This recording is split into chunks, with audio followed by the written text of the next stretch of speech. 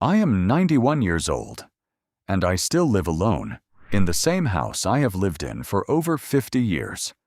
Not because I have no other choice, but because I chose it, carefully, deliberately, and with a plan.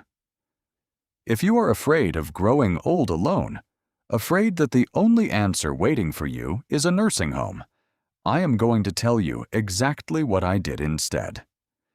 Sit with me for a few minutes. This is not a lecture. This is simply one old man telling you the truth about what actually works. I buried my wife 11 years ago, 46 years of marriage, and then, one Tuesday morning, silence in the house where there used to be her coffee cup clinking against the counter, her radio playing in the next room, her footsteps on the stairs. My children, all three of them, sat me down within a month of the funeral and gently suggested it was time to think about assisted living. They meant well. They still mean well every time they bring it up. But I looked at each of them and I said, not yet. And not like this. Give me a chance to figure out another way first. That was 11 years ago.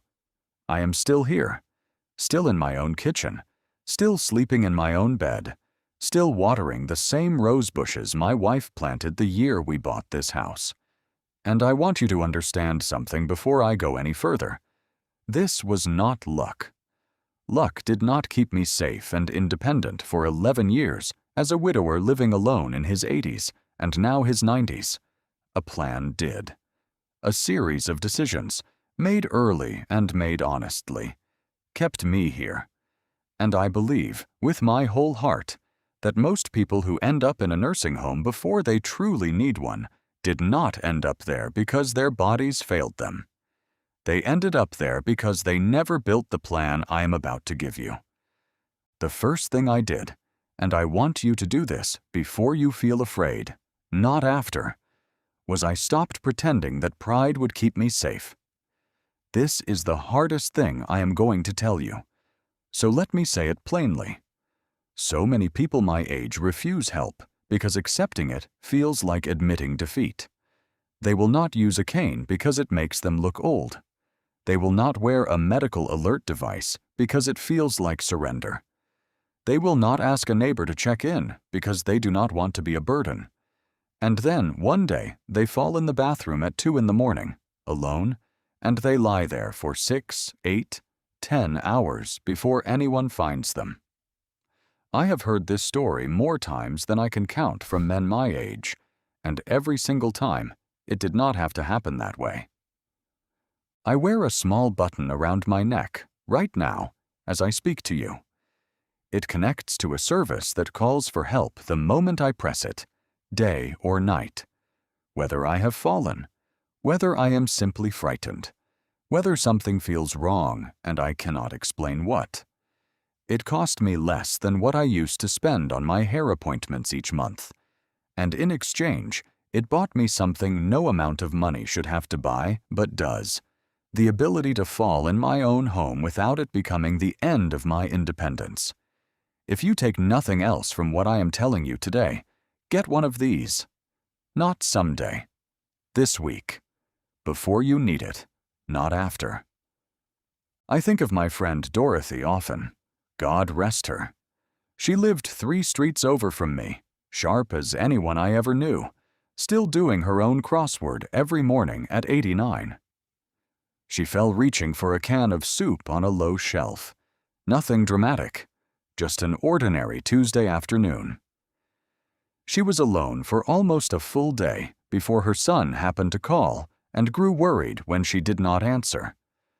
By the time they found her, what should have been a bruised hip and a difficult week had become something much worse, because her body had been lying on that cold kitchen floor for far too many hours. She recovered eventually, but she never fully trusted her own home again after that, and within a year, her children moved her into a facility she never wanted. I do not tell you this to frighten you. I tell you this because her story did not have to end that way, and I refuse to let mine. The second thing I did was harder, in a different way, because it meant admitting my house was no longer built for the body I now lived in. My house was built for a man in his 40s, climbing stairs without a second thought, stepping into a bathtub without fear, reaching into high cabinets without wobbling. That man does not live here anymore, and pretending he still does is exactly how people my age break a hip. So I changed the house instead of leaving it. I had grab bars installed in the shower and beside the toilet, sturdy enough to hold my full weight, something my son insisted on after his own father-in-law fell reaching for a towel rack that was never meant to bear weight. I had a small ramp built over the 2 steps at my back door because ice in the winter had become something I feared more than almost anything else. I moved my bedroom down to the ground floor into what used to be my wife's study, so that stairs became optional rather than something I had to risk every single night before bed. None of this cost a fortune. Most of it cost less than a single month in the kind of facility my children once wanted me to move into. And every change meant one more year, then another, that I got to stay exactly where I wanted to be. If your home has stairs you dread, a bathroom that feels more dangerous than relaxing, lighting so dim you have started using your phone as a flashlight just to find your own reading glasses at night, please, do not wait for a fall to convince you this matters. Walk through your own house today as though you were a stranger inspecting it for danger. You will see things you have stopped noticing simply because you see them every day. Fix what you can. Ask for help with what you cannot. There is no shame in any of this, none at all, though I know it can feel that way at first. I remember sitting in my kitchen the day the contractor came to measure for the grab bars, feeling embarrassed, almost apologetic, as though I were confessing some private failure to a stranger. He must have noticed, because he told me something I have carried with me ever since. He said, "Sir, I installed these bars in the homes of judges, doctors, retired generals, women who ran companies for 30 years. Getting older is not a failure of character. It is simply what happens to every single person fortunate enough to live this long." I have thought about that often since. The house should adapt to you.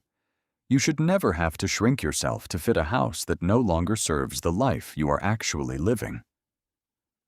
The third thing I did was the one my late wife would have found the most surprising, because for most of our marriage, I was the one who resisted help of any kind. I hired someone, not a nurse, not full-time care. Just a woman, a lovely woman named Teresa, who comes to my house twice a week for a few hours at a time. She helps me with the things that have become harder than they used to be, reaching the top shelf in my pantry, carrying the heavier grocery bags in from the car, changing the bed sheets, which somehow has become far more difficult at 91 than it ever was at 50. She is not expensive, not compared to what people imagine when they hear the words home care. A few hours, twice a week, and I remain independent the other 162 hours of that week, on my own terms, in my own home. I want to say something plainly here, because I think it is one of the most important things I have learned in these 11 years alone. Needing a little help is not the same thing as needing a nursing home. There is an enormous, important difference between someone who needs assistance with a few specific tasks a few hours a week and someone who needs round-the-clock supervision and medical care. So many families, and so many older adults themselves, skip right past that middle ground entirely, as though the only 2 options in the world are complete independence or a full facility. That middle ground is where I have lived, quite happily, for over a decade. Home care, a housekeeper, a neighbor who checks in, these small additions of help are often enough to keep a person in their own home for years, sometimes decades, longer than they ever expected. My son once told me about a program he had read about, designed specifically for older adults like myself, that combines a little bit of everything: transportation to appointments, a hot meal a few times a week, help coordinating with doctors, even some therapy and medical oversight, all while you continue living in your own home rather than in any facility. I looked into something similar in my own community, and while I did not end up needing quite that level of coordination, I want you to know these kinds of programs exist, often through local agencies on aging, and they are far less expensive and far less final than most people assume. Before you or your family assume a nursing home is the only path forward, please make a few phone calls first. Ask what exists in your own community. You may be surprised how much support is available to help you stay exactly where you are. The fourth thing I did was the one that surprised even me, because for most of my life, I would have told you I was a private person, content with my own company, never needing much beyond my wife and my children. But widowhood teaches you things marriage never had to. I learned, slowly and sometimes painfully, that loneliness is not simply an emotional problem. It is a physical one. It affects your appetite, your sleep, even how steady you feel on your feet. Because a mind occupied with sadness pays less attention to the ground beneath it. So I built a routine of connection deliberately, the way you would build any other habit that matters. Every Tuesday and Thursday, I go to a small gathering at my church, nothing formal, just coffee and conversation with a group of men, most of us widowers, all of us determined not to disappear into our own four walls. Once a week, my granddaughter calls me, not out of obligation, but because I asked her directly, years ago, if she would be willing to make it a standing habit rather than something that happened only when she remembered. She said yes immediately, and it has become one of the great joys of my week, hearing about her life, her small victories, her frustrations, feeling woven into a family even on the days no one visits in person. And there is one more piece of this I want to mention, because I know some of you watching are more private than I ever was, more resistant to groups and gatherings. There are check-in programs, some run through local senior centres, some through churches, some simply organised informally between neighbours on the same street, where someone commits to a phone call or a knock on the door once a day, just to make sure you are all right. It does not need to be elaborate. It simply needs to exist. Isolation is quiet. It does not announce itself the way a fall does. It simply creeps in, day by day, until someone realises they have not truly spoken to another human being in a week, sometimes longer. Do not let that happen to you. Build the routine before the silence builds itself around you instead.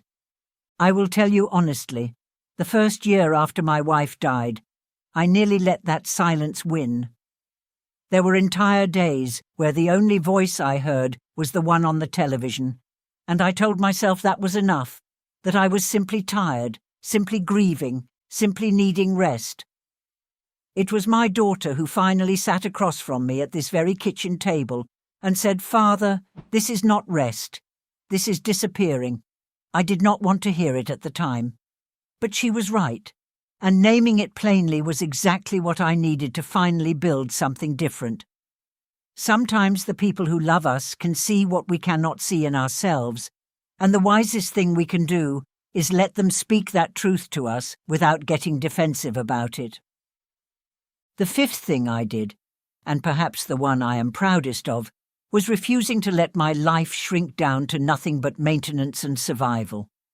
So many people, once they reach my age, begin organising their entire existence around simply not falling, not forgetting, not becoming a burden, and in doing so, they forget to actually live.